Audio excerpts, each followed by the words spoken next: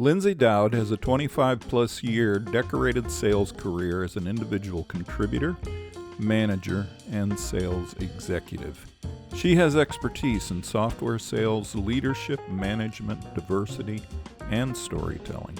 She has built diverse and highly productive teams in her 23 years at IBM and has a spirit of radical candor, tenacity, and fun. Her energy and enthusiasm are contagious, and she has devoted her career to making sellers and managers be wildly successful. She is a graduate of the University of Colorado at Boulder and also completed sales and management courses with Harvard and Duke. She is a wife and mother to boy-girl twins and her 2 wiener dogs, and she lives just north of Boston. Hey, Lindsay Dowd here. Glad you found me. I am the founder of Heartbeat for Hire, and I coach leaders and executive leadership teams, and I speak to companies on the importance of building irresistible culture to drive results. Your people are 6 times more productive when they're happy. I know what it feels like when good culture is missing, and I know what it feels like when it's great. You want that for your companies. I'd love to help you build it. Because you do very similar things to what I do, and I would like to, in the conversation, talk a little bit about what you do, how you do it, how you get there. I do not call myself a heartbeat officer, though, and so I guess that's my first question is, what does that mean? Sure. Well, I'll tell you the origin story of how it became a thing. That's good. I've been in sales for 25 plus years, and 23 of those years I spent at IBM. And I decided I was going to end that chapter and go to another company. And so I left on my own, and nobody forced me out. It was totally my choice. And I went to this other company, and I was there for a very short time, and I got fired in 6 months.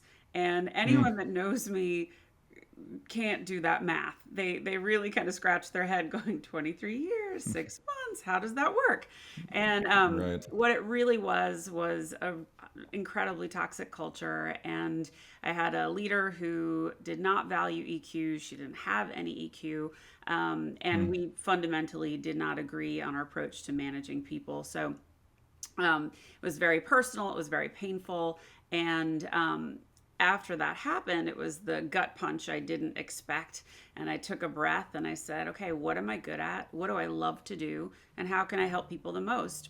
And the thing I do best, better than anybody I knew, was building sales culture and making it so irresistible that everyone wanted to be a part of the organization. People were proud to be working for the company, and they were really, they had pride of place for everything that they were doing. So it was not only all of those good feelings, we were enormously successful.